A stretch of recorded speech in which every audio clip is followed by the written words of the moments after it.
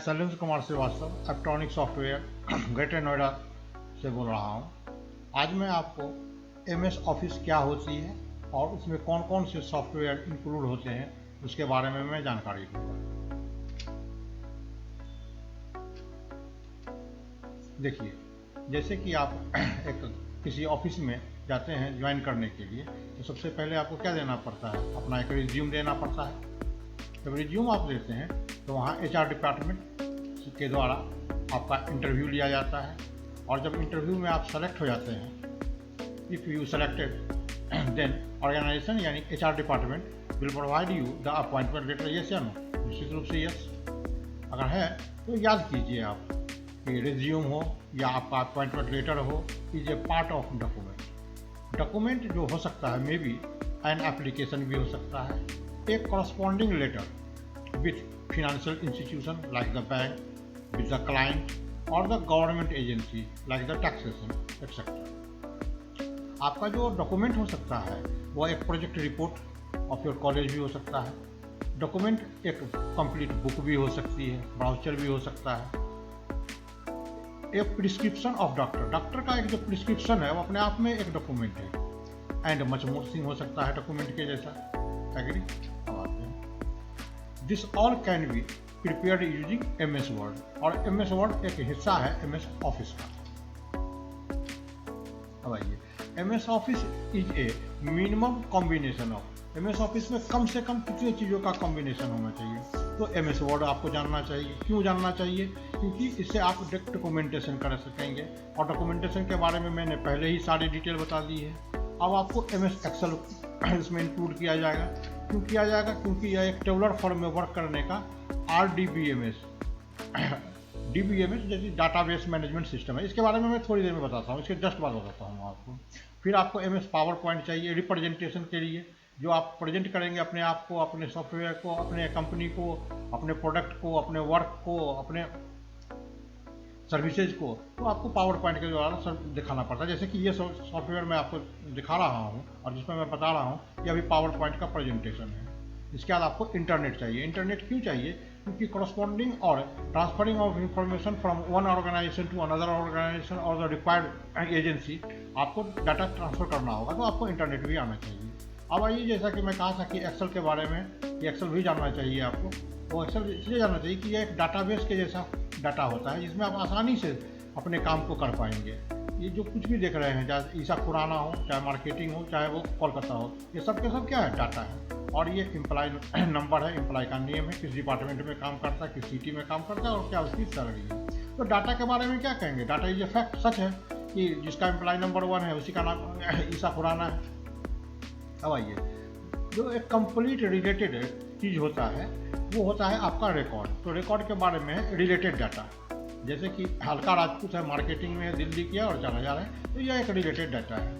और जो ऊपर में देख रहे हैं, देखिए, ये तो हो गया डाटा और ये हो गया रिकॉर्ड। तो फिर ये employ number, name, department, city और बेसिक सैलरी क्या है? तो ये फील्ड्स है। फील्ड्स हैं किसके हैं? तो वो टेबल के हैं, वो आ रहा है थोड़ी देर में। और ये सबको मिलके हम एक साथ स्ट्रक्चर कहेंगे।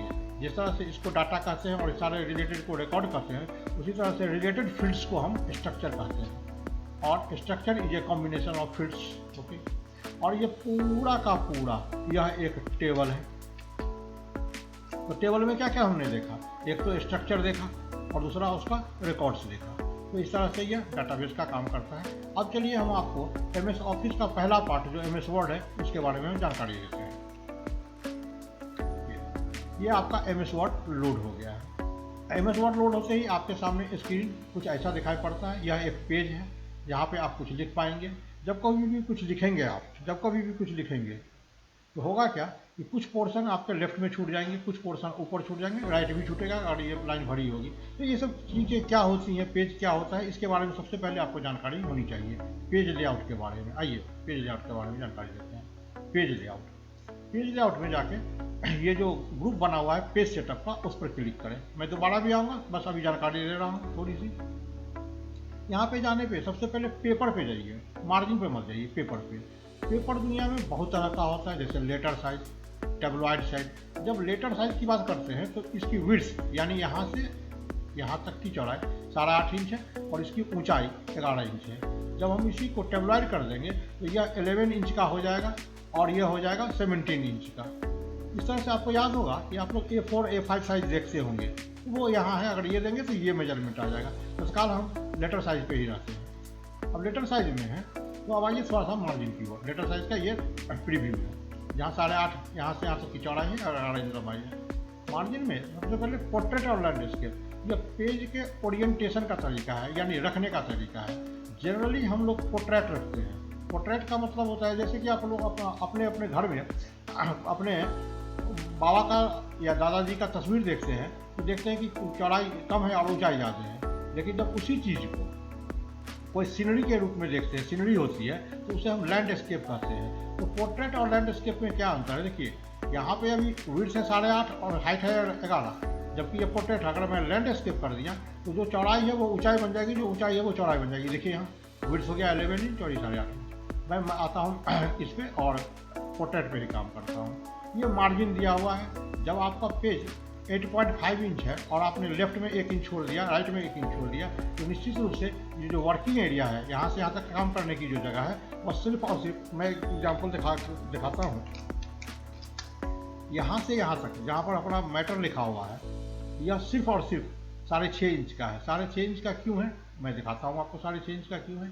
क्योंकि पेपर तो कह रहा है कि मैं 8.5 इंच का हूँ, यहाँ से कह रहा है मैं 8.5 इंच का हूँ, लेकिन जो मार्जिन मैंने छोड़ा है लेफ्ट और राइट में 1 इंच, तो 1 इंच लेफ्ट 1 इंच राइट, इस कारण वर्किंग एरिया आपका 6.5 का है। इसी तरह से ऊंचाई की बात करें तो ये 11 इंच का है और यहाँ पे 1 इंच टॉप पे छोड़ा, 1 इंच बॉटम पे छोड़ा है, यानी 9 इंच आपका वर्किंग एरिया है। इसमें और कुछ है, हम आप बाद में आएंगे। आइए, तत्काल आप काम कर सकते हैं, अच्छे से काम कर सकते हैं, इसके लिए मैं ये समझाया। अब आइए थोड़ा डिजाइन की बात करते हैं। पेज, सबसे पहले पेज की बॉर्डर की बात करते हैं। पेज की बॉर्डर अभी नन दिखाई रहा है और यहाँ पर इसका प्रीव्यू चल रहा है। अगर आप बॉक्स लेते हैं तो बॉक्स में लाइन का कौन सा स्टाइल लेंगे इस पर डिपेंड करता है। अगर मैंने ये लाइन लिया और ओके किया तो इस लाइन से एक बॉर्डर बन के आ गया है। देखिए नीचे भी बॉर्डर बना हुआ है पूरा। आइए बॉर्डर में अब यहाँ पर डिफरेंट आपका स्टाइल है। मान लीजिए इस स्टाइल का लेते हैं तो यहाँ कलर भी है कि आप किस कलर से इसको लेना चाहेंगे। अगर रेड कलर से लेंगे तो ये रेड कलर से आपको बाउंड्री दिखाई पड़ेगा। आइए, इसमें और भी चीज़ें हैं। अब इसकी भी ऊंचाई है, जो ये बॉर्डर है उसकी ऊंचाई है। अगर आप बड़ा लेना चाहते हैं बड़ा लें, ये बड़ी हो जाएगी। आइए बॉर्डर में, और अगर आप शैडो का काम करेंगे तो आपको खुद समझ में आ जाएगा कि शैडो कहाँ पे आती है, कैसे आती है। थोड़ा सा इस ओर जाने का हिम्मत रखिए और काम कीजिए, बड़ी आसानी से सारा काम होगा। नहीं चाहिए होगा जिस समय उस समय नन कर दीजिएगा। बॉर्डर में एक और चीज़ है जिसका नाम है आर्ट। आर्ट का मतलब है प्री डिफाइंड चीज़ें हैं, ये सब चीज़ें हैं। मैं आपको ये लेके दिखाता हूँ डेट का पेड़। ये देखिए चारों तरफ से ये आ गया है।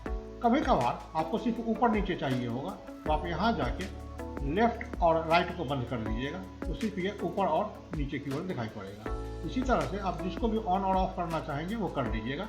यहाँ पर सब सारे को मैंने ऑफ कर दिया, जब इफेक्ट है कुछ नहीं दिखाई पड़ेगा। तो इसका ध्यान रखिएगा, कभी नहीं आता है तो इसका कारण क्या होता है। और यहाँ से मैं आर्ट का कोई चीज़ ले लेता हूँ। इसका आर्ट में बहुत सारी चीज़ें हैं, इसको हम ले सकते हैं और मैं इसी को ले लेता हूँ। ओके, अब आता है पेज का कलर।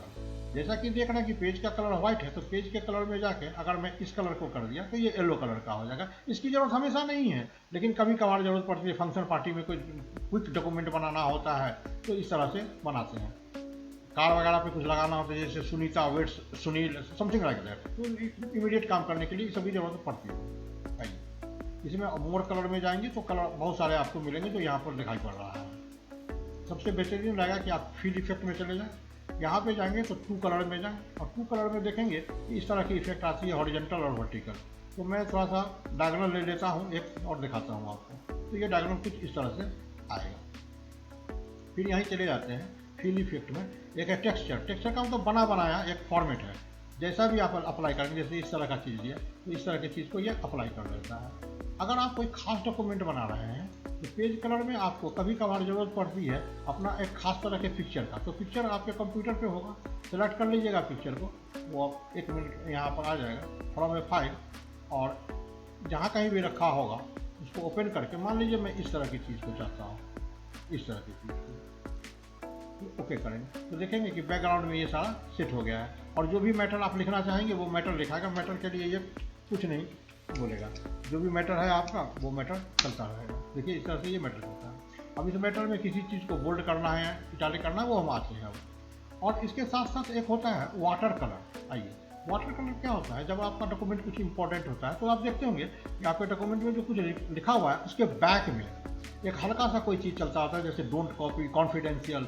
अगर कॉन्फिडेंशियल लेना हो तो सिर्फ यहाँ पर वाटर मार्क में, ये याद रहेगा, सभी के सभी डिजाइन में है, वाटर मार्क में यहाँ जाके कर दिया तो आप देखेंगे गौर से, तो यहाँ आ तो गया है, लेकिन आपको ये देखिए यहाँ आ तो गया है लेकिन दिखाई नहीं पड़ रहा है। तो इसको दिखाई पड़ने के लिए कस्टम वाटर मार्क में चले जाइए और यहाँ पे इसका कलर बदल दीजिए थोड़ा सा, तो आपको हो सकता है कि, और यहाँ से सेमी ट्रांसपेरेंट को हटा दीजिए तो देखिए ये अब दिखाई पड़ने लगा। ये डायगोनल है, ये हॉरिजॉन्टल भी कर सकते हैं और अप्लाई करके देखिए ये हॉरिजॉन्टल। और आप चाहें तो मैं जो बताता हूँ दोबारा, यहाँ आ जाइए और जाके कस्टम वाटरमार्क में जाइए। सर मुझे कुछ नहीं चाहिए ये, तो यहाँ पर टेक्स्ट में हाईलाइट करके यहाँ लिख लीजिए आप जब भी ऐसे, सपोजली मैं इंडिया चाहता हूँ और इसका कलर रेड चाहता हूँ और ये शार्प कलर का चाहता हूँ, डायगोनल चाहता हूँ अप्लाई, तो देखिए कुछ इस तरह से आ जाएगा। लेकिन ऐसा बहुत अच्छा नहीं लगता है, इसको आप हमेशा सेमी ट्रांसपेरेंट पे रखें जो थोड़ा सा काम आएगा।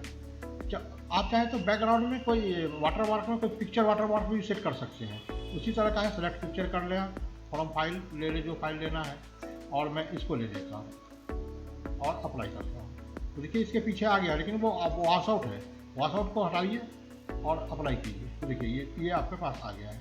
इस तरह से आप पेज के सेटअप में जाके और डिज़ाइन में जाके बहुत कुछ डिज़ाइन कर सकते हैं। आज के लिए इतना ही। अगले ट्यूटोरियल में मैं आपको होम से लेके और इंसर्ट इस सब के तरीके से एक पूरा का पूरा एक रिज्यूम बनाना, एक डॉक्यूमेंट बनाना सिखाऊंगा। आज मैं आपको सिर्फ पेज के लेआउट के बारे में कंप्लीट जानकारी दिया है। अगर अब आपको इसमें से कोई चीज़ हटाना हो या सारा चीज़ हटाना हो तो कुछ ऐसा करें, पेज बॉर्डर में जाके कर देना तो ये पेज बॉर्डर का काम समाप्त कर देगा। अगर पेज कलर में जाके यहाँ पे कर दे नो कलर तो ये चला जाएगा। वाटर मार्क में जाके कर दे आप रिमूव वाटर मार्क तो इस तरह के चला जाएगा और आपका डॉक्यूमेंट नॉर्मल रह जाएगा। Thank you very much for today. आज के लिए इतना ही है।